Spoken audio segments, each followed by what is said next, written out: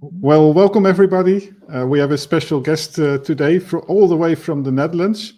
I'm very excited to hear about his story. I see him a lot in the comments under my videos and under other carnivore friends, and always with very interesting remarks. I think he has a lot of knowledge. And I think you are about 2 years carnivore, and I'm very interested in why you started and all these things. So, yeah, let's hear. Tell us a bit about yourself. Yeah, I'm Emil, 49 years old, live in Netherlands, just like Peter, and I'm almost 2 years carnivore. December, so in 1 month, October, November, I'm 2 years carnivore. So, congratulations. And then, thank you. I started carnivore because I was always sick. From when I was little, as a kid, I was always sick. So as long as I knew I had headaches, other problems, as somebody was coughing, then I would get it also. I was always sick. So someone in my class sick, I was also sick. Headache was in that kind. Normally, every day I had some headache, not constantly, but some feeling like I don't feel good, but I could handle it. But 3 or 4 days in the week, it was a bit too much, but not too much that I couldn't go to school, and I was used to it. So I always went to school. So as somebody stayed at home for a headache, I was always like, why? I found it strange because you can still do everything. Only as I get extreme, then I couldn't do anything. All lights must be out, everything must be quiet, and also then it was extreme. But that was a lot when I was younger, and the older I got, the less it was. And also, I could not fake that I had headache. It was also never faking, but then it would be worse. It was always a problem as a kid. And then always to hospitals, brain scans. They tried several medication, stayed in a hospital for a week. They tested me. Never solved it. And what did the doctors tell you? They tell you that it's imaginary, or is it stress and that sort of thing? So you're 1 in a million. No. When I was little, they didn't tell me anything. So I got medication. I have also autism. So when I was little, my behavior was very good. I saw the school principal more than my teacher. So I was a nice guy. I could not concentrate. I was not interested in school. It was, for me, always stress. And then with my headaches, it made it worse. And it was, then I got medication when I was 11 or 12. And they told me it's for my iron. My iron was too low. And then they go with, the white by your nails and that kind of stuff. That's because you need iron. And I was looking at my brother, I had the same, but no, his iron was good. And then I got medication, and that medication made me feel if I was locked up in my brain. It's very strange. I could not do what I normally could do. And then I threw out the medication in the class. And my mother heard from that and said, yeah, we stop with that. And then I never got any medication again. But that was probably for my autism. But they also never told me that I had autism. I found out when I was 32. They told me. Wow. What age are you now? 49. 49. Wow. So you're looking at 17 years. Okay. Yeah. And it's because I got problems. For me was each time problems. And then my mother told me, go and test you. Let them test you. and then they come. I tested. You have autism, and my mother. Yeah, we knew. We had when you were little. We had to go to a thing so we could. The doctor told us, and they instructed us. They got a lesson from 1 or 2 hours, and that was it. How to handle with me. Oh, yeah. Okay. And my grandmother was like, "You don't tell anybody that he has it." It was bad, It was negative. Well, a brother of my granddad had it also, only way worse. The classic autism. So he was living in a house where they take care of him.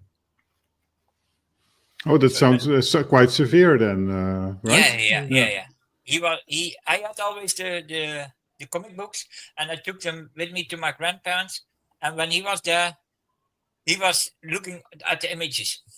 He could not read. He could only look at the images. So he liked that. And that's, yeah. And what was the diagnosis when you were diagnosed with autism like 17 years ago? Like what were the doctors saying? That I had Asperger. So I have autism. Okay. Yeah, Asperger. But then I had later somebody told me, no, you have PDD NOS or something. Another kind. I don't know anymore. But but the problem is, because I was older, it was very hard to tell what kind of autism I had.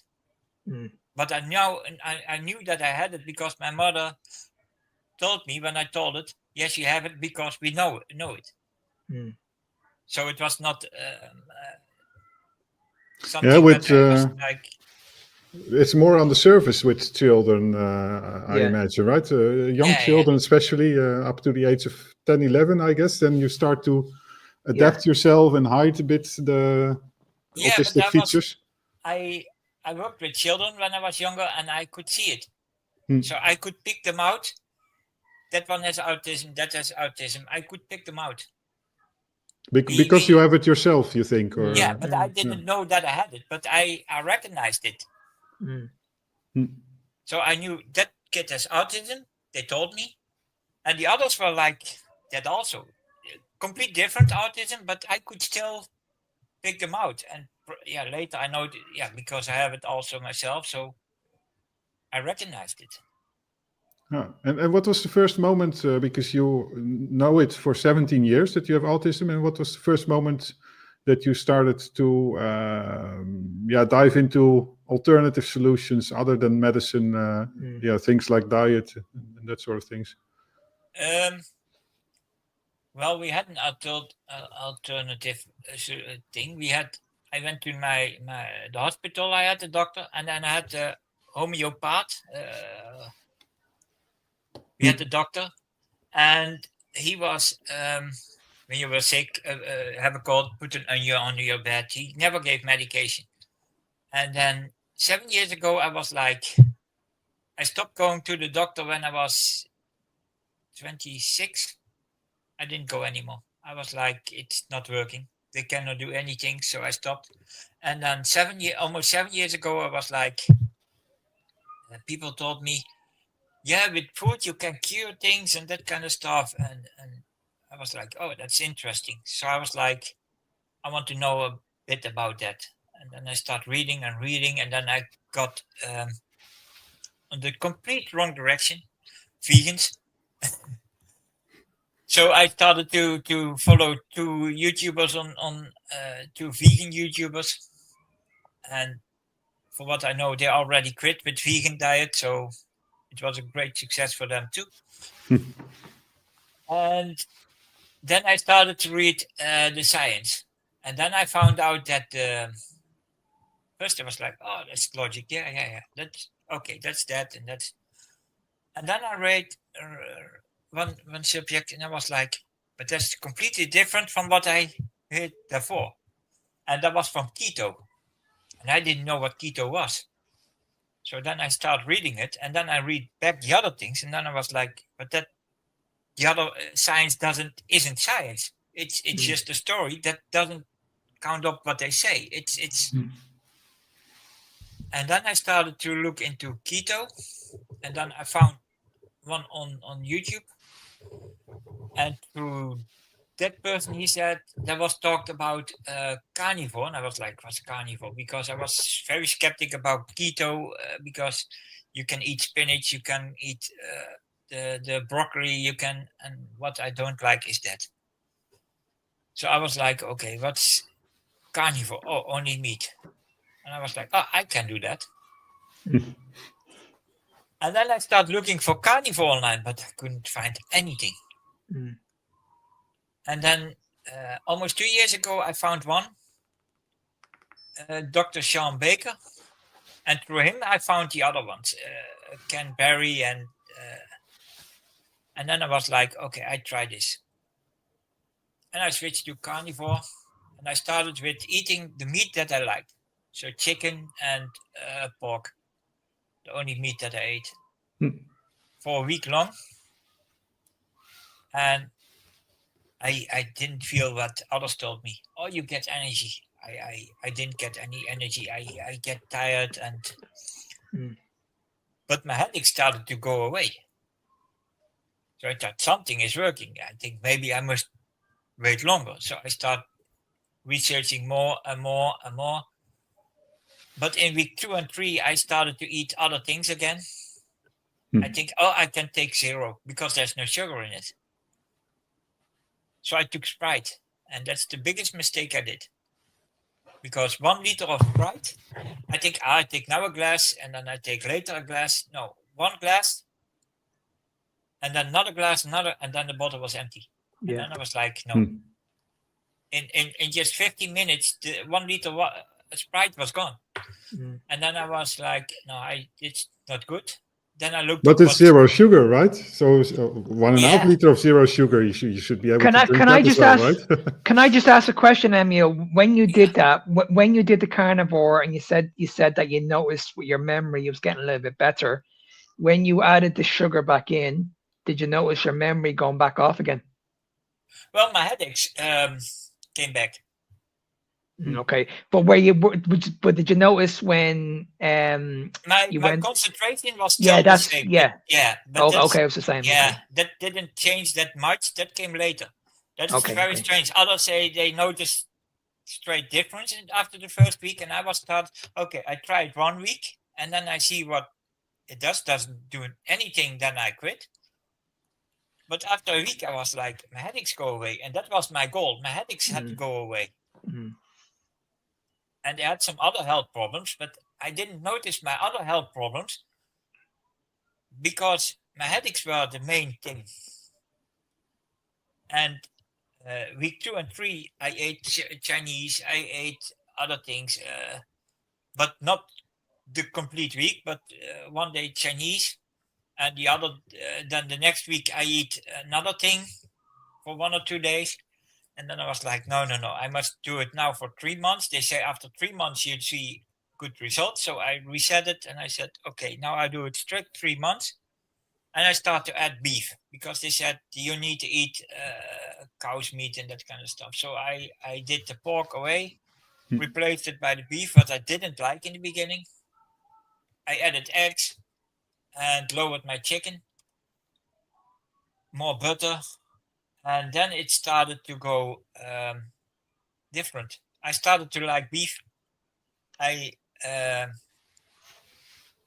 After a month, it was like, okay, I can do this better. So it goes better and better. And after 3 months, I was like, yeah, it feels good. But after 3 months, I was like, also I was 102 kilos when I started. And I was 71 kilos when I was at 3 months. Wow, and 3.5 months later, I was 72. I was 3.5 months. I was 32 kilos lost in total. Wow. So I was 70 kilos. And then I was like, oh, that's free weight loss. That's easy. And then 2 weeks later, it's like if there went a switch, something went on something just switched. I felt so good. My brain, everything, it was just, my autism is always the stress, always stress. So something happens and then that's for me stressed. So I sleep bad, all that kind of stuff. But that already started to go better since I was carnivore. But do you notice those triggers are a little bit more how do I say it? They're a little bit more easier than what it was in the past. Like does things trigger you as much now, being on the carnivore lifestyle than what you did when you had sugar? Way less. Way less. Yeah. Because of my autism, I was Santa Claus. Each year there was Santa Claus. I hated something was Santa Claus. For me, people that were dressed up I could not see their face. So they were black, black, and then I cannot see your face. So that was for me a problem. I could not handle that. So that tension for me was enough that I got in problems at school. That they put me by the principal, and then I didn't have to go to the. For me, it was a win, but the others thought it's a punishment that he may not go. But for me, it was something positive, and that started a week before. So as I knew that it was coming, they told us a week before. Then the tension went up, and that was with everything. And that was also as something happens that I don't agree with, then like now the protest on TV that I don't agree with.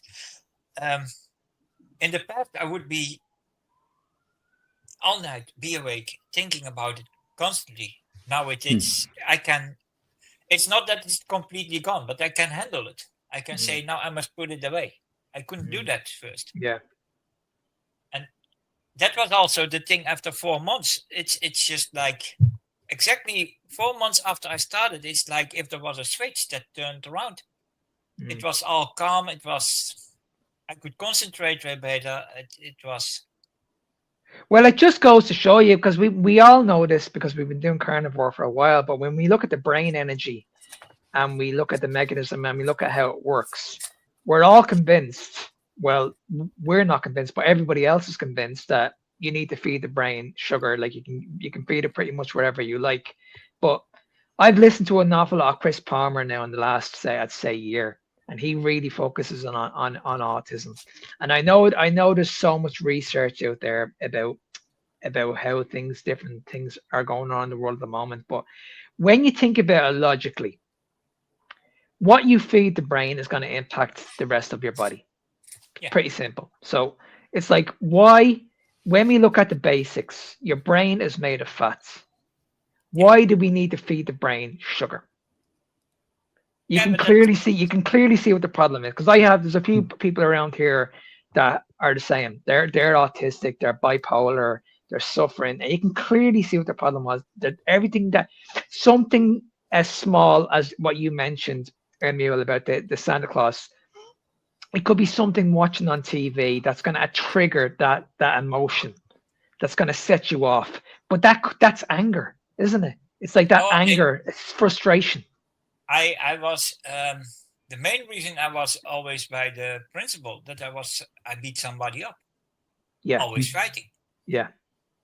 Yeah. I can resonate with that, because, sorry for interrupting you. Because when I used to play rugby, I used to be, before we stepped on the pitch, we were hooked up on caffeine. We had a lot of sugar in our system. We were ready for war. Like, seriously. Like, I could get bitten, I could get kicked, I could get headbutted, and I would have never felt the pain. Never felt it. It's focused on that. It was so dangerous. No unbelievable. Fear, nothing. It's just I want to beat him up. It was that extreme that my teachers noticed that when I was beating somebody up and they pulled me away straight away, that was wrong, because I had just punched 1 or 2 times. They pulled me away. Yeah. An hour later, when I saw him, I would run at him and I would attack him. Yeah, yeah. And then it starts all over. Because we see this with parents, with their kids. The kids are actually attacking the parents. Yeah. Yeah. You know what I mean? They're attacking the parents. They're smashing the TVs, because you can see there's something triggering that aggression. So. I saw a video from children. They were nice playing. Can you do that? Yeah, I can do that. And then they gave them sugar. Yeah. And then you see, no, I don't, and they got, and I was like, that's me. That's how I reacted. Yeah. I was constantly on sugar from the morning till the evening, because in the morning you get bread with chocolate on it and that kind of stuff. Yeah, we had to put 1 or 2 pieces of bread with cheese or meat on it, but the rest was all chocolate. In the afternoon, bread. And for me, bread is already the problem. As I eat pizza 1 or 2 times in a month, I already noticed that it goes not as extreme as it was, but I noticed already that it goes back. Yeah. And then it's for 1 or 2 days. So I must be strict after that I don't eat more, because then it will be hard. But I notice it. I was thinking that besides the fact that your brain probably cannot handle too much sugar or cannot properly handle glucose in general, maybe, probably this is an issue also related just to hypo and hyperglycemia and your glucose management in the rest of your body, because also with normal people you see it. Non-autistic children, they also get very hyperactive. I was at the fundraising day for school when there was a lottery, a bingo, and all the children, they were urged to be quiet during the lottery, and it was impossible for the teacher during a fun event to keep them quiet. And in my opinion, that's all the sugar, because during those fundraising days, they get all these candies on all these stands and all these sugary things. Yeah, it's yeah, you go, Mark. No, you go ahead, man. I'm so sorry. Yeah, go but ahead. that is when I compare it with when in the 80s and 90s, when I went to school, when I was younger. When you were in the class, you had to sit and you had to be quiet. You were quiet. But as you now see how the kids from my age then react now. Yeah. And then I was like, yeah, that's the teacher. But that's not the teacher. No. I don't say that the teachers are better than that, because they aren't.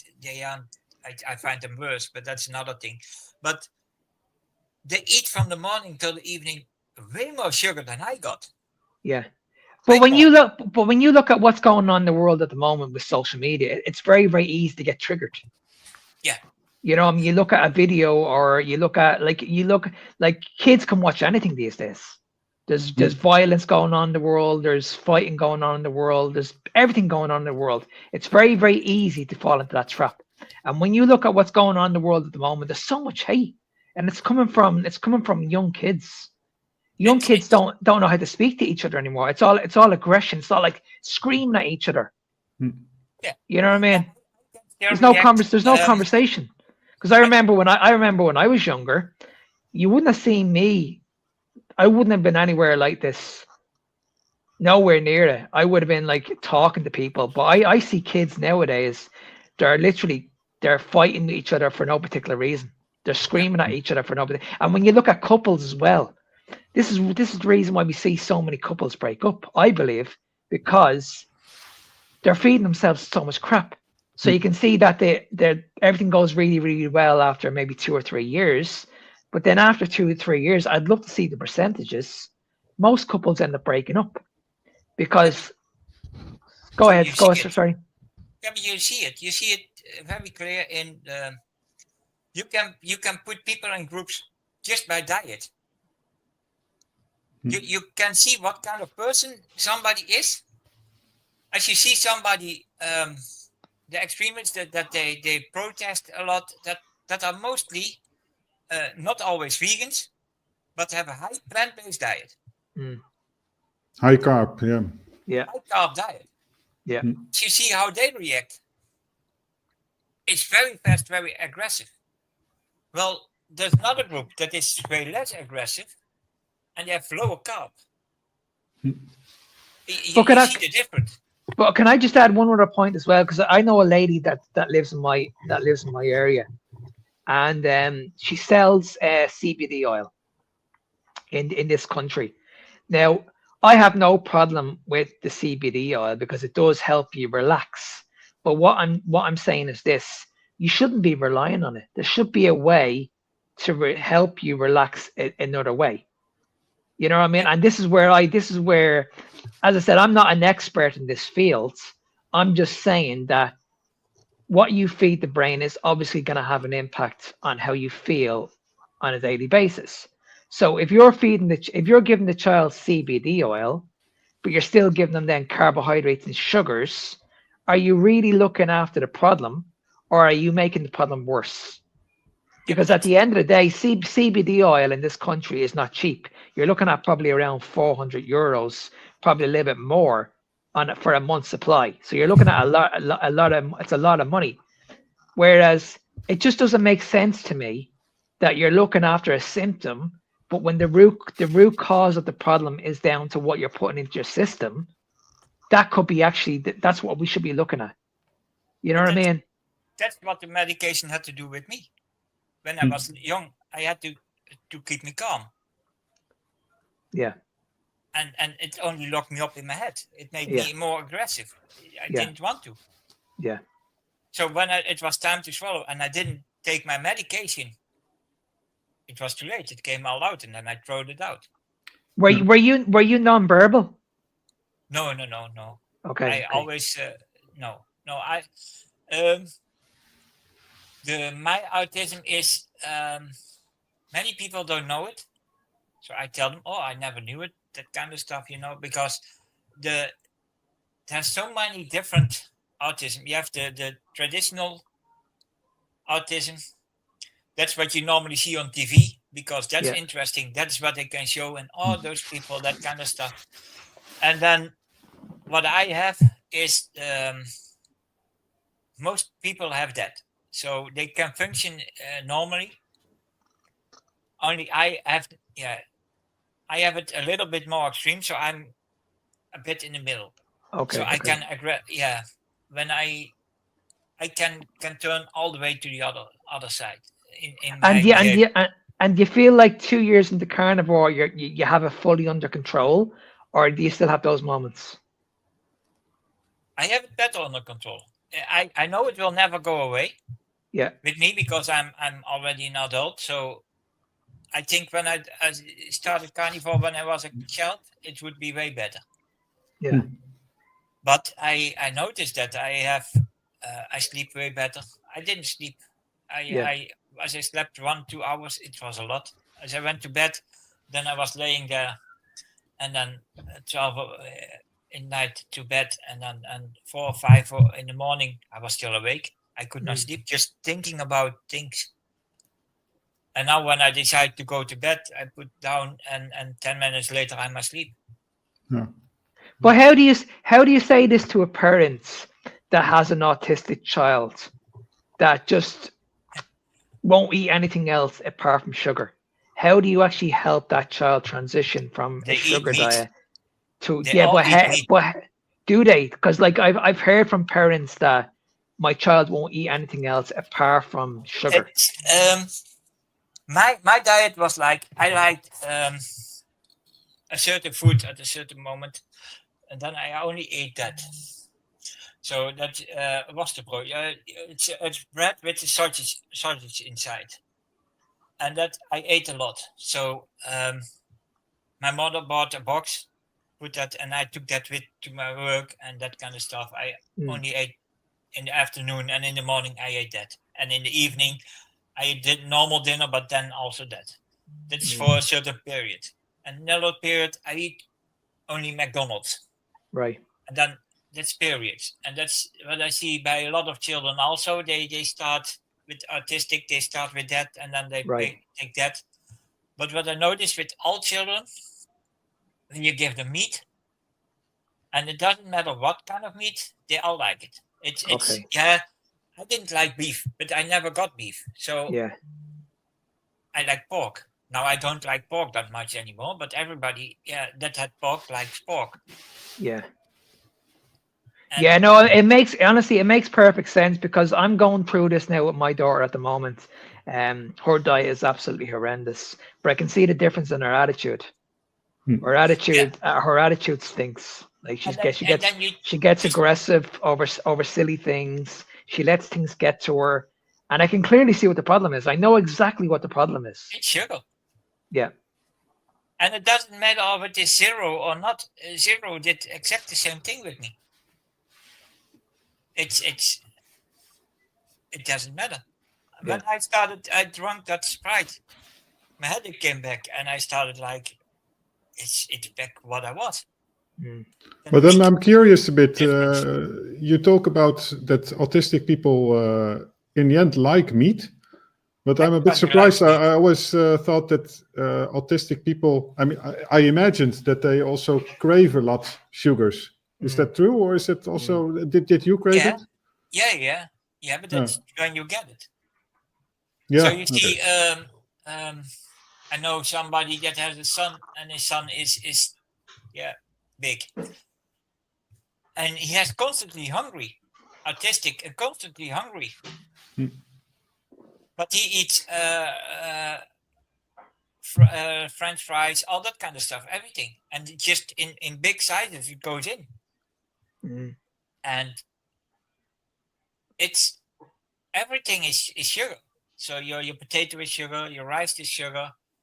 In the meat they put sugar. They put everything is sugar. But I think what you like what you said, Emil. It's about like starting them. Like if you get them into McDonald's and just getting them eating burgers and just remove the buns, you know, I mean, you're still giving them like say fast food or junk food. You know, I mean, at least you're starting from somewhere.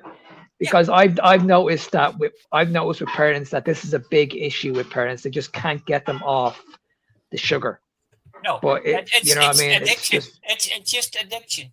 Yeah. They got it as a child, and I noticed it. I was always very skinny and small, the smallest of the class. But my brother was a lot bigger, but he drank a lot of milk. I didn't. And I put a lot of sugar. We had to drink tea, so I put a lot of sugar in it. So that's how I got my sugar in. Yeah, and I think it's important that if you're a parent of an autistic child, and the child is out of control, I think it's your responsibility to do whatever it takes to try and help that child. At the end of the day, if you really want to help that child, stop feeding them sugar, stop buying them sugar, stop bringing them out for fast food and junk food. If you really want to help their symptom and get them better, then you need to be a responsible parent. If you don't want them to break things in the home, like the TV, or to have arguments with you, you need to make that stand. You really do, because I've seen so many like really really bad incidents with parents and their kids. Like I've seen parents with black eyes, like they're getting bullied by their own child. Imagine that, you're getting bullied by your own child. It's incredible. But I did also some things, but not as extreme as I see now. Some people do. But when you look at it's lower than what it's now. When I see they get those rings with them. Yeah. And then you look at it, there's more sugar in it than in a glass of Coke. And then you say, yeah, but it's fruit sugar. That's good. No, that's the same crap that is in Coca-Cola. Exactly the same. It's nothing different. But that's what I was going to say. When you look in the last 50 years, I only did a video about this a few weeks ago. When you look at the autism rates, I think autism was diagnosed in the this is what I was told. It was diagnosed in the 1940s. Now, I would love to see the rates from the 1940s to the 1970s. I guarantee it wasn't anywhere near as big now. In the last 50 years, when you look at our current food system, our food system has changed in the last 50 years. So I would love to see those rates from 1970 to right now. Now, I would also like to see, when we look at the genetic part, and what Chris Palmer talks about, is when we look at the parents, what were they eating before they actually had the child? What was the diet like? Yeah. And was it in the last 50 years? Because this is what he talks an awful lot about, and he actually makes a lot of sense. When he looks at the genetic part of it, it depends if it's been in the last 50 years. If it's been in the last, say, 80 or 90 years, then that could be completely different, because the autism, the type of food that we ate back in the 1950s, 1960s wasn't anywhere near as poisonous as what it is right now. No. It's completely different now. It's way more. When I look at the children now, they all have a problem. every child has, oh, but he cannot read that fast. He cannot. They put them all in boxes. Mm. Well, that was like when I was young. That was I had autism, but so I went to a special school so they could handle me in smaller classrooms. But not all kids in my class had autism. Mm. Just 2 or 3. The rest were not autism. But when you now go to that school, they almost have all autism. Mm. And not only at that school, also in other schools. Mm. And when I was young, I thought it's because my mother has autism, so that's why I have it, and it's from my mother's side in the family does autism, so it's. But that's not true. Mm. Then my brother would also have it, and Indirectly, maybe, right? So the epigenetic part, that the diet and the traditions in your family, they will trigger certain genes.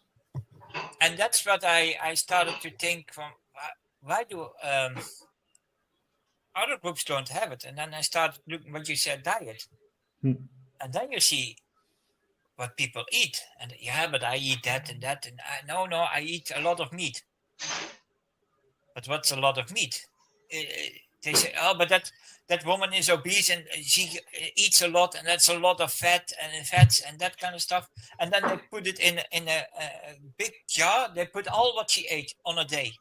Mm. And I was looking, and it's mainly bread. Yeah. And then there's a hamburger, 2 hamburgers. A little bit of meat. It's almost zero meat. It's more a plant-based diet than meat diet. And the egg what they eat is egg in something, or the milk is in something. So there is a lot of added sugars in. I was wondering, we talked about the glucose aspect, and now you mention adding meat or not adding meat to your diet. Do you have an idea? Because you followed probably only carnivore, right? You went straight away into carnivore. Yeah. I tried. I was trying to switch to vegan, but the more plant-based I ate, then I got stomach problems. Mm. And all the time and I wasn't vegan, so I was still eating meat, but I added less meat in it, so each time less. And then I went those salad boxes and that kind of stuff I started to eat. And yeah, so is from this carnivore diet, what do you think helped most? Is it the fact that your glucose that you went low carb, or is it also the adding in the meat?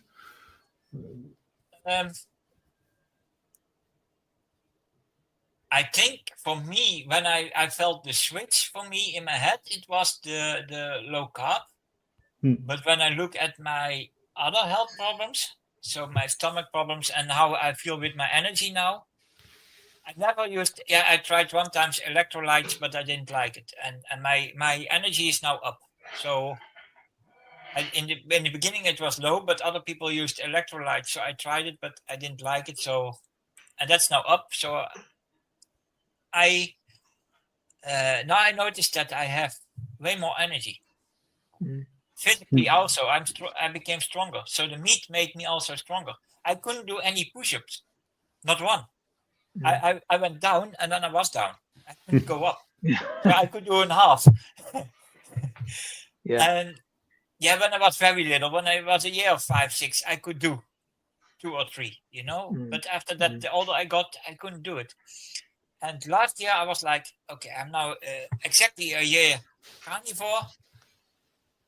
I must do some workout. Maybe I can do some push-ups. I start doing, and I did 5. I couldn't do that a year before. And I know I was then 32 kilos heavier. Yeah. Also, when I was 35 or 24, when I was 24, I was 62 kilos. 62 kilos. I couldn't do it. I was lighter than I'm now, and I couldn't do it. And now I'm older. You should be weaker, and I can do it. And now I can do 30, and I don't train for it. Yeah, because So, you're giving your body what it needs. You're yeah, not gonna build muscle without protein. It's as simple as that. and just I go almost every night. I go out for a walk, and I have a certain route, and I do that for years. My family is a walking family, so we went a lot of walking. When I was little, me and my brother went walking with my father 4 days at night. Every year that comes back. So then my father told us, wait here outside. I go ride us in, and then he comes back because he had to be a certain age to walk the 5 kilometers. But we were too young. So then he came back with the papers. Then we had to walk 5 kilometers. We came back. He went in, and that 4 days after each, and then you got a medal. From the moment that we had allowed to walk the 5 kilometers, we went with the school. So the school said we go walk the 5 kilometers. And my father was on the finish line waiting at us, and he had already the tickets for the 10 kilometers. So we did walk the 5 kilometers that was allowed for us. And then we walked the 10 kilometers straight away. So we came there and we started walking the 10 without a break. So we walked 15 kilometers.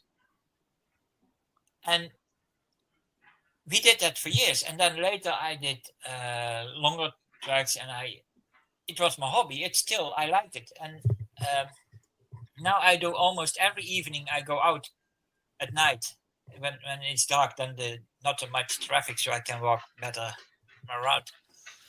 It's about 5 kilometers, and I can do it in 38 minutes. So I walk 7.6 kilometers an hour.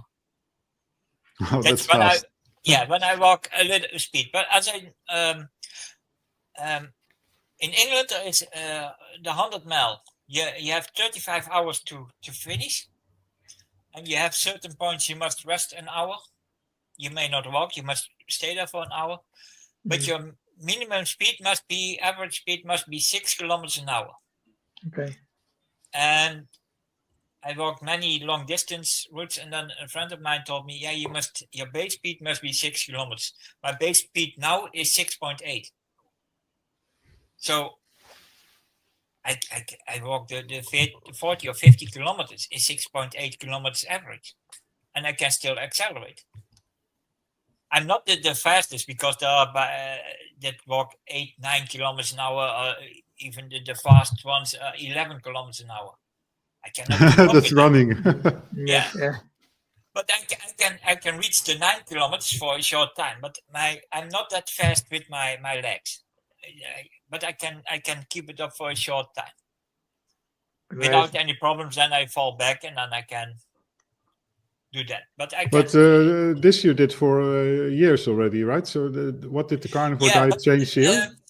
Well, before I did my round was a bit shorter, and that I walked 43 minutes. That was my fastest time, and that was even before I was 102 kilos. It was never be faster than that. That was my normal walking speed. And then I went carnivore, and even in the first months, I noticed that my times went down and my speed went up without any training to go faster. And this year it went up, and it's still going up. And I don't train for it. I didn't change anything. I still do. Yeah, my round is now a little bit longer, but I don't train more but my speed is going up.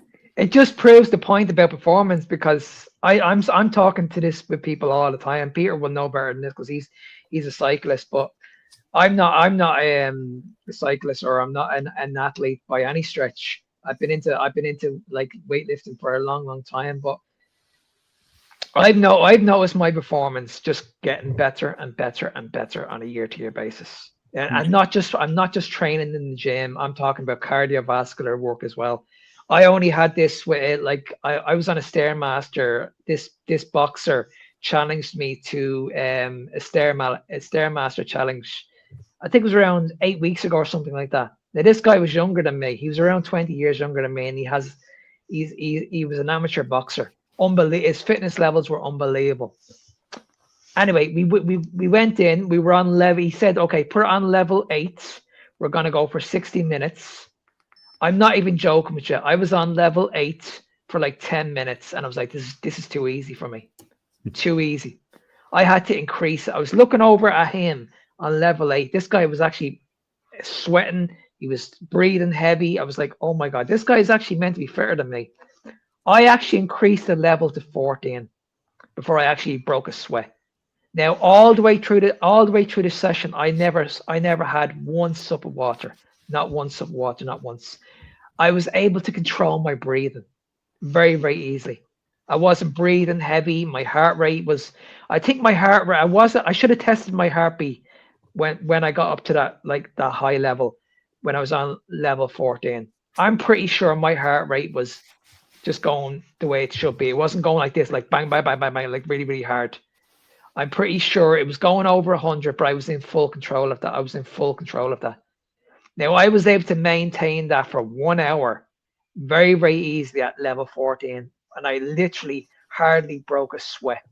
This guy collapsed. He came off the machine after half an hour. I noticed After a half an hour.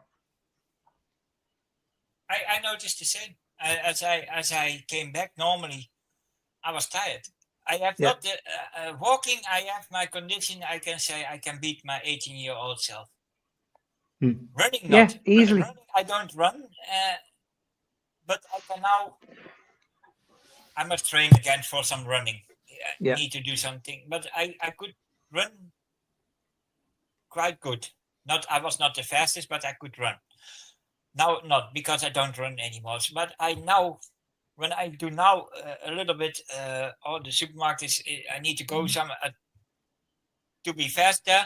I can run that part. Yes. Yeah. Before I started the carnivore, after 3-4 meters, I was like, yeah. And now I think I don't train and I can all the way, and I still have energy. And you know what's even better as well? The recovery. You recover so much quicker. Like unbelievable. Like I don't have DOMs anymore. I don't have fatigue anymore. I could train every day if I wanted to. Like I trained really, really intense today. I done a leg session today. Now, if you had spoke to me like 6 or 7 years ago, I wouldn't be able to train legs again for probably about another week. I could easily go back into the gym tomorrow and do the same leg session, the same one. I did always the 4 days of Nijmegen, 50 kilometers a day. And I could be in before 12 o'clock. And I was always, then I came in and I was like, I was tired, but I had more energy than the rest. But I was, a lot younger than I am now. But when I compare that with now, I have now, it's what you say, I recover even faster. It's like when I have to walk that 5 kilometer walk and I come in, I can straight away do the same. I can maintain my higher speed way longer. And on those days, you are not cheating, I imagine, right? So you are well in ketosis and all those things. I try different things. So I compared it with different things. So I did it, eat something, started walking. I did eating a time between, then walking, different things to see, but also different foods. So when I eat carbs, they say, yeah, you get energy. My numbers go down. I become slower. And they say, yeah, but with carbs, you get energy. No, my fastest time now is 38 minutes over 5 kilometers. And I always walk the same thing. And I stop my watch as I'm by a traffic light. I must stop and that kind of stuff. So I know the exact times. And then I was like, okay. And then I'm around 71 kilos. Because when I go down, under 71, under 70, then I notice that I lose my energy faster. So I think that I'm then not enough then to like, but as I'm above 70, 71, that's my best performance. So also with weight. But when I eat carbs, then it's like I start fast and then they say, yeah, but yeah, for an hour. After 15 minutes, it goes up. Yeah. And doesn't matter what I eat. It just goes down and then it doesn't come back. I need to wait. After that time, then I walk 43 minutes again. And then I'm like, okay, I worked for it, and then 43 minutes. And now, as I now walk normal, that I don't do any speed thing, I do 42 minutes. Well, this is maybe an interesting thing, that when you do very long distances, in my experience, if I add in carbs, I definitely shouldn't do that in the beginning. But say that if I do a 6-hour ride or so, and after 4 hours, I'll add in some carbs, like half a banana or so, which is nothing, of course, on the bike. Yeah, because then it's sort of fine. But if you already sort of make this switch while you're still in this first hour and you're still using glycogen and then adding carbs, it doesn't work for me. I also don't feel that good. My muscles don't feel good. It's strange. It's like if there is a break on my legs. Yeah. In the beginning, I can do the speed, and then if there is a break, that's holding me back. Yeah, I just want to go back to what Peter said. It makes actually perfect sense, because if you're primed into a race, let's say you've done it like you've been in it like for 2 or 3 hours. If you add a little bit of carbohydrate in, you're going to burn that off straight away. Like you're straight away. Whereas if you put it in at the very, very beginning, you're going to get the inflammation. You're going to get the tiredness. You're not going to be ready. You're not going to be ready because you're going to be carrying too much water. You haven't done anything, so you're not burning anything off. So it makes sense if you're halfway through the race, then you can actually add in a gel or a bit of energy or whatever. Then you can burn it off like really, really quickly. So it makes perfect sense, Peter. And there's another aspect is that even on a keto diet, especially in the beginning when you start exercise, your body is more prone to resort to using the glycogen reserves. Yeah. So if you then also give it an extra push towards burning carbs and glucose, then the ketosis will be less active.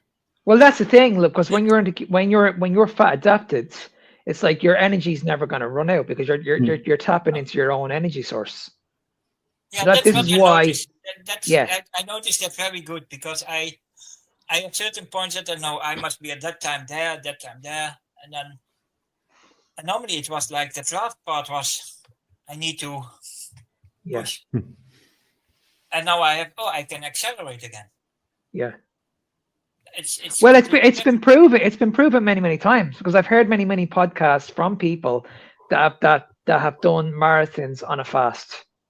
They've literally nothing. They had like they had some fat the night before, like some cheese or some fat or whatever, and they done a complete fast, and they done the marathon no problem. And I've heard people doing consecutive marathons 3 days in a row on a fast. Incredible. Just been on a high fat diet. So that just proves it. There's been many people speaking about this on podcasts. It's incredible. And these are like top athletes. And I'm pretty sure it still goes on in the world today. People are just not saying anything about it. Yeah, but it's also with food. When I do now a long distance, normally it was like I started in the morning. You need to be at 4 o'clock at the start. You start walking. You got a banana with you. You get some cucumber with you that it took. I didn't eat bread in the morning. I cannot eat in the morning. I couldn't have only when I was very little. But later I stopped with doing that. But then I'm walking. And then when I'm at 20 kilometers and I get something to eat, I can only drink. As I eat something, it comes out. Yeah. But now, it doesn't matter. I can eat. It doesn't come out. It stays in. But Peter, I'd be interested to get your point on this. When you do have, let's say you're halfway through the run, and let's say you have a gel, how long does it last for? It goes away very, very quick. Yeah. So it's really amazing. I mean, it's And then still, actually, also after 4 hours, if I overdo it, so if I continue to eat those bananas, then I'll quickly go. I'll have to eat more and more because somehow it I don't know, it maybe lowers your gluconeogenesis or so, which up to that point was sky high probably, because that's what you do on a keto diet. But yeah, I noticed it immediately, because then this tiny bit of insulin that is still in my body, which I injected, is suddenly going to burn through all this glucose. Yeah. And I cannot lower it anymore because I injected it already, and I have to eat more and more. And another person could stop, but I cannot even stop anymore. Physically, it's I would be on the ground. And I also don't sorry. understand. I don't understand, because they say you need a certain amount of carbs, and then you can do that for an hour. But I'm 10, 20 minutes, it's gone by me. Exactly, yeah. It's like you have to refill I every don't know you how have to they refill. reach. Yeah, I don't know how they reach. I think then that's what my thought was. Then I see what I do on carbs and do on non-carbs. Yeah, When but I that's do what carbs, it's only the first half, and then it's gone. But that's why you see in marathons, like literally every half an hour, there's a station where they have energy drinks or they have gels, because they know that literally a half an hour later, after you've had that gel, if you don't have another energy coming in, you're probably not gonna make the race. You're gonna faint, or you're gonna collapse, or you're not gonna last. So they know exactly what they're doing, because I see this all the time, like the marathon over here, the Dublin Marathon over here. The Dublin Marathon over here is 32 miles.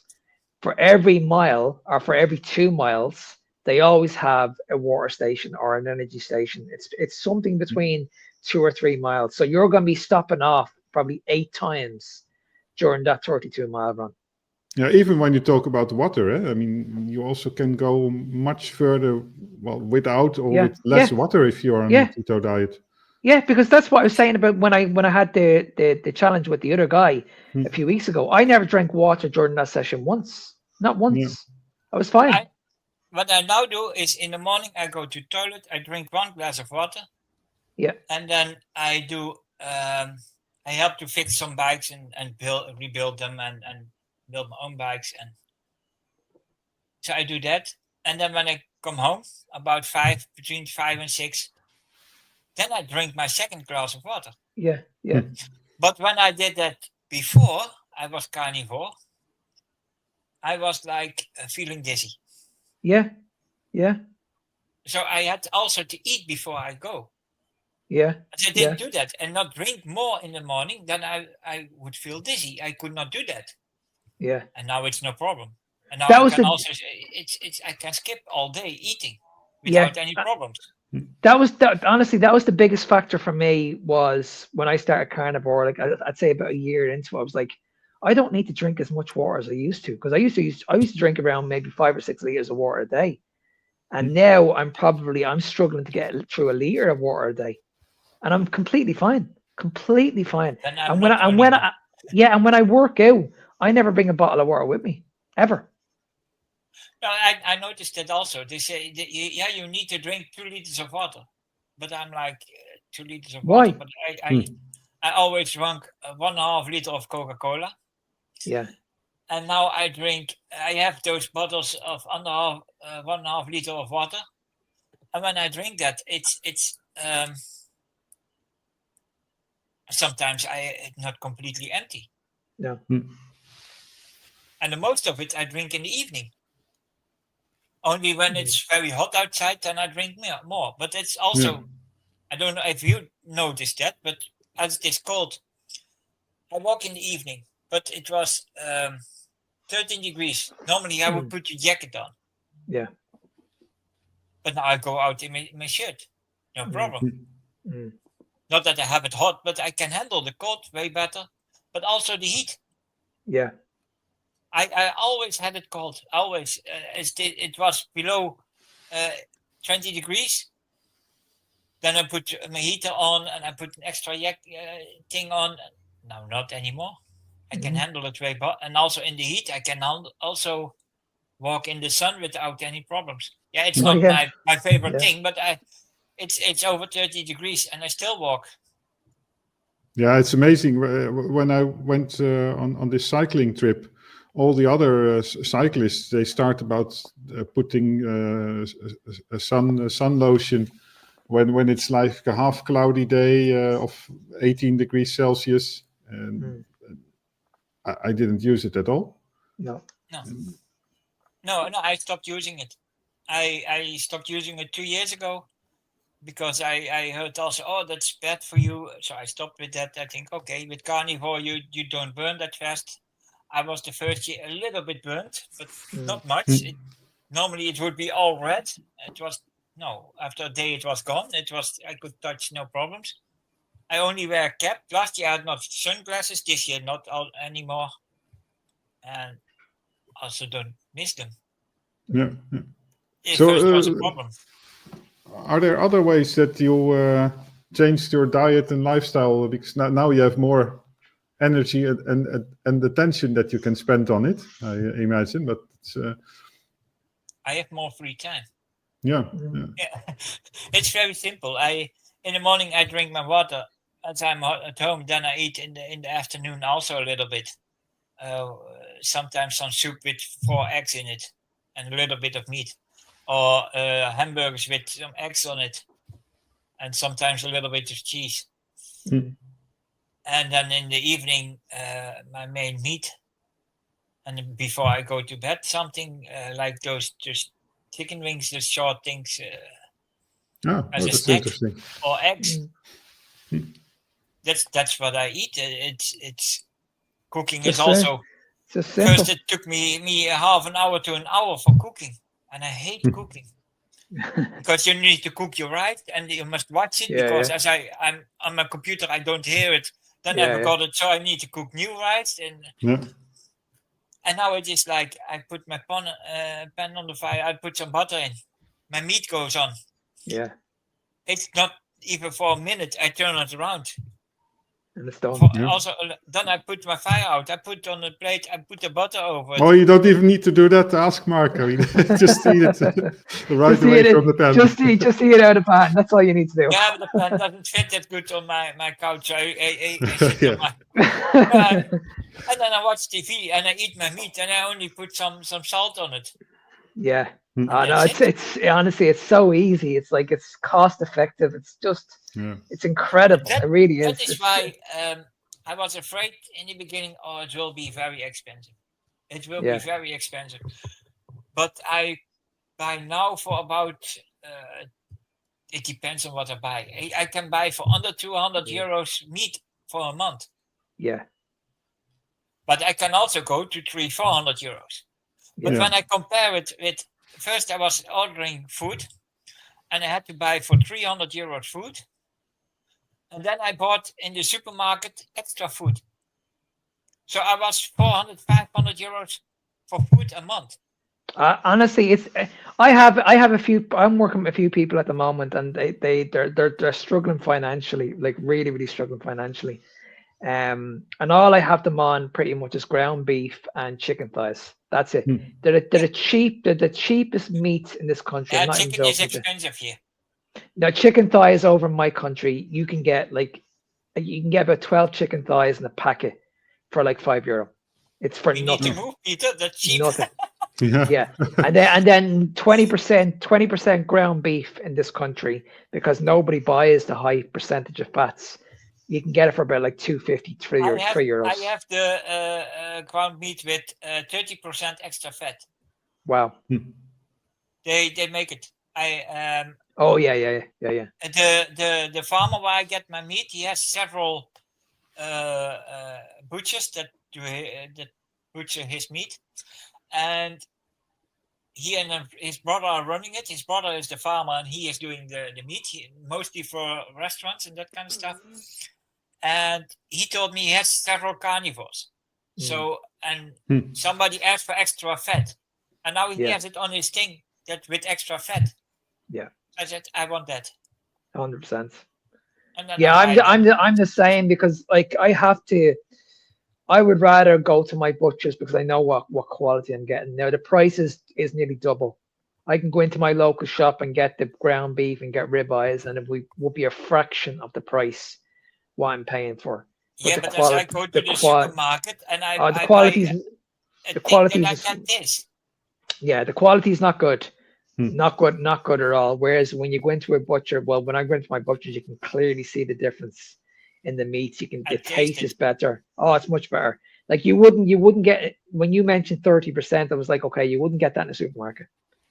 You No. wouldn't get ground beef with 30%. They No chance. the supermarkets start now to do protein, plant-based protein in it. Yeah, Or from the blood, they take the protein out of the blood, yeah, and then they say, "Oh, extra protein." No, they just make it cheaper. yeah, yeah. And It's terrible. It's terrible, isn't it? I tried in the beginning ground beef from the supermarket, and I was like, I was eating it, and I was like, I don't like it. I don't Yeah. like. And I was thinking, it's the beef. I don't like beef. But then I got it from the farmer, and I said, I must watch my money. So I did some ground beef, and I don't take a lot of ground beef, just a little bit, and the rest is egg. But I eat that three times a day. Yeah, So then I do it over more times, or I Yeah. do it as something extra because ground beef is still not my favorite stuff. But do it as in the afternoon or later in the evening. And then from that pack I can eat 3 or 4 days. yeah, And then Yeah. I put 3 eggs with it, 3 or 4 eggs. So I have Well, about, and with the supermarket meat, I always needed the eggs to make them palatable because, yeah, I you mean, cannot get it away. later on you realize that the supermarket meat is old. It contains sugar sometimes, but above all, it contains this citric acid or ascorbic acid, and nowadays I taste it. You notice it immediately.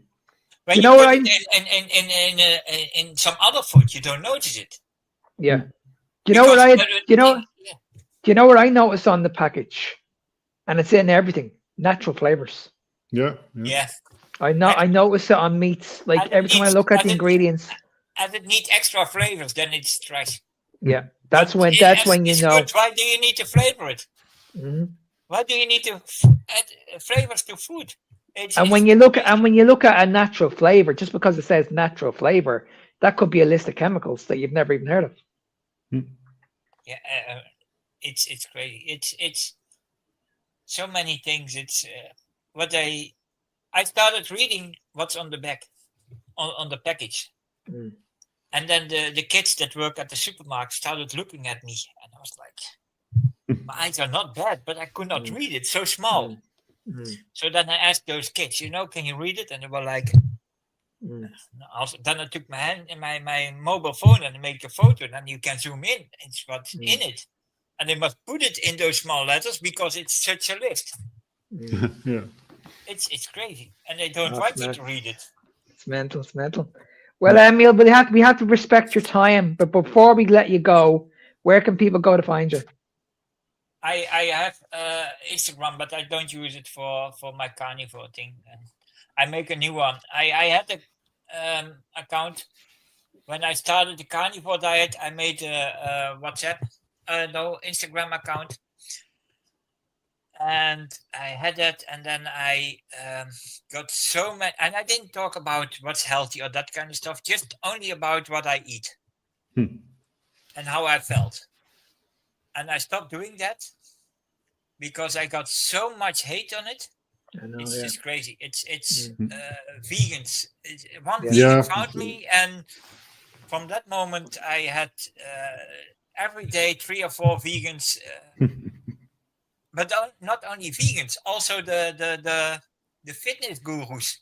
Yeah, this is Instagram you're talking about, right? Instagram, yeah. Because on TikTok it doesn't happen almost never, and YouTube maybe sometimes, but Instagram is really horrible on that point. Instagram is fitness gurus and vegans. It's sick. It's and even mainstream people that just believe the general nutrition advice, they are sometimes so aggressive. Oh, it's crazy. It's absolutely Yeah, but crazy. that's how I got to my research through Instagram. I worked with the research for obesitas. It's Yeah. crazy. It's I went there and they measured me. So I had to go in a machine in a pot. They checked with air pressure what my fat percentage was. 20.4. Wow. So that's good. Mm, I think that's good because they said it's low. It's good. mm, So then they my weight, my measurements, my middle, my hips, it's everything was good. My energy, I had to do 6 minutes on a step and then back off for 6 minutes, and I was like, oh, that will be heavy because I never do that. mm. But after I was going and I never slowed down. I had the same all day, and I told them I was carnivore, and I had to eat sugar and eat 2 bread, and then I could choose out peanut butter, cheese, or something spreadable cheese. So I chose cheese because I know what cheese is, and the rest I don't want. And I had to drink a sugar solution. And they started first to take blood from me. Then I had to drink and eat, drink that sugar thing. And then after an hour, they came back. And then every half an hour, they took blood to measure I said it will be completely different. I still don't know the results because they have a long list. This is part of a research project, right? Yeah. You're being way too kind, sacrificing your body for this. Well, as I had to take medication, then I wouldn't do it. But I wanted to know how my body reacts on the sugar. And the results are not still coming, so I'm waiting for that. Oh, that would be interesting if once you have them to talk about it another time. And then I had to fill in. I got the results from me for 3 weeks long.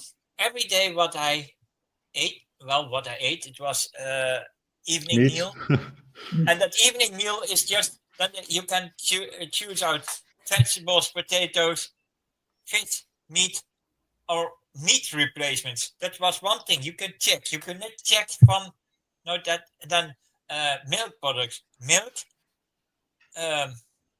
normal milk, or the cheat oil press, or eggs. And it was all listed very strange, and I was like, so I mailed them. I said, you do a research for obesitas. But what I fill in, you know that I eat meat, so only meat. But if somebody fills in milk and he drinks seed oils, that is not milk. That gives a complete different result than somebody that drinks milk. Exactly. And meat replacements are not meat. And then how many meat does somebody eat? So somebody can eat in the morning, in the afternoon, and in the evening, and still be obese because he eats trash. Exactly. So you do that. It's crazy. Yeah.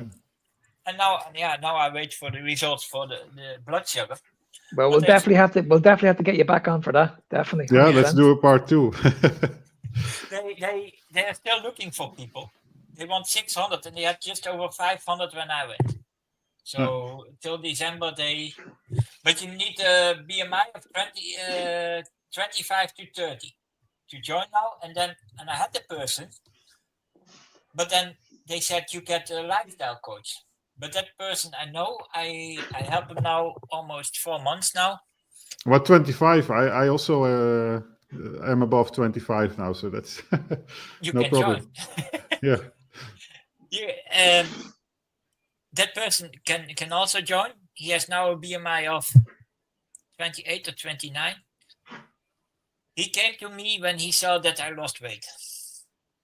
I see him in the supermarket. That's how I learned to know him. And he said, how did you do that? I said, I only eat meat. And he looked at me.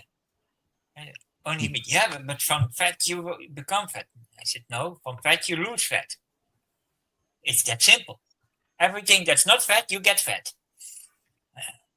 And then 3 months later, he saw me again. He said, can I have your contact? So I gave him my phone number. and we start talking and talking. And now 4 months ago, he said, I want to do the same as what you do. He went to the hospital. He has 2 stomach reduction surgery. He cannot do a third one. It's not allowed anymore. He had a lifestyle coach. He has in the hospital, he had a diet specialist that doesn't know anything, but it's a specialist. The doctor, he had to write down what he ate and all that kind of stuff. And only got sick and didn't lose anything. And then they said, yeah, but you eat more than what you write down. Then he got a lifestyle coach that looked with him, and he didn't eat more than what they said, but he ate trash. Yeah. And I told him, I can lose it. So I looked at, he invited me. So I went to his house. I looked in his house and I said, what's your food? And he opened the thing and I said, there's no food in it. And he was like, yeah, this is my food. Everything was in packages. Nothing fresh, nothing, everything was in, yeah, but it's healthy. Macaroni, it's good. And that's good, and that's good. And I said, you want to do carnivore, you need to throw it all out. So then he was thinking, and then a month later, he called me, he said, I want to do it. So I went to him, that was 4 months ago, around 4 months ago. And I helped him. We just put a big bag. I said, you want to give it away? Yeah. So we put it in a bag and we gave it to somebody else. So you can do something with it. Yeah. Oh, nice. Very happy. And we went to the supermarket and the butcher and we started to get meat, only meat. And we started to fill his fridge. And 3 months later, he lost 32 kilos. He lost more than what I did, but he lost 32 kilos. Yeah. And he was like, okay. And the first weeks, he was still having his lifestyle coach and the hospital looking with him. And I said, you must not tell what you do. I said, do you take medication? He had no medication, so that was also no problem. Don't tell what you do. And he told them, after a month, he told them, I quit with you.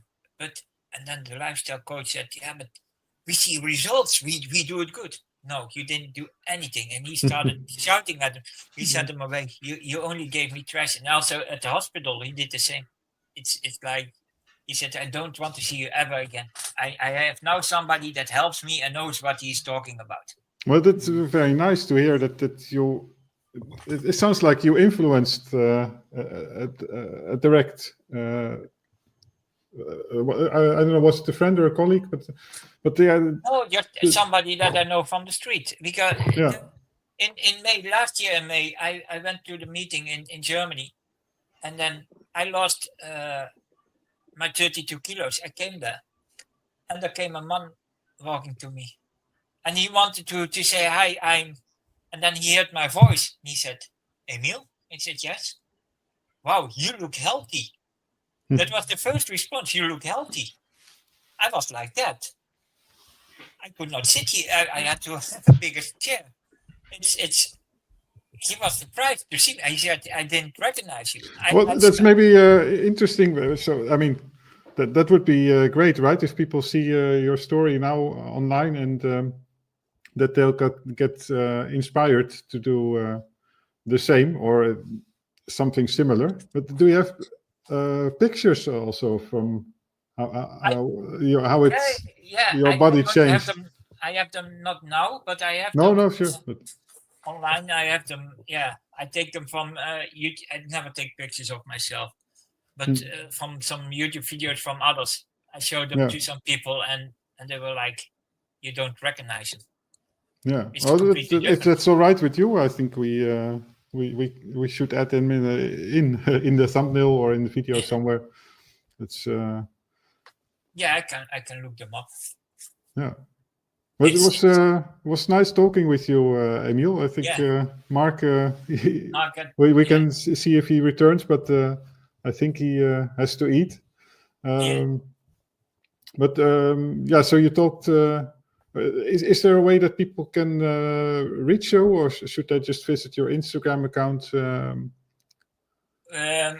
Yeah, you can add my Instagram account, but I try not to use my Instagram account for that. I react on your things, Yeah, yeah, But I post only in the normal things, not on the thing itself, but in that only stayed up for 24 hours. I just resend them, but maybe I make a new Instagram account for that, and then block all the vegans. yeah. Yeah, Or well, go it'd to be nice, TikTok but for that, because it's crazy. Other people told me also that TikTok is better. yeah. So That's also my experience, but I like it anyway. How you are always there in the comments, and there's always interesting discussion. So that's the only thing that still triggers me. Some people with nonsense. I should have been dead already. It's people told me, oh, you cannot do that for a year, then you're dead. yeah, I said, I do it now 1.5 years and I'm still alive. yeah. No, it's very true. I mean, it would actually be the opposite if I wouldn't do this. I would not be literally dead probably, but I would be feeling miserable anyway. Yeah. But there's a lot that we haven't talked about, so maybe let's keep that for another episode. I would really love to hear about all the other things. So you told me a lot about what happened during your carnivore journey. And, there's still way more. yeah, it's very interesting to have heard about all the positive effects it had on the autism, especially. That's a lot of people should hear that. That has a big effect. It will not cure you on but it helps. It helps a lot. Well, thank you, and let's stay in touch for the next one. Okay.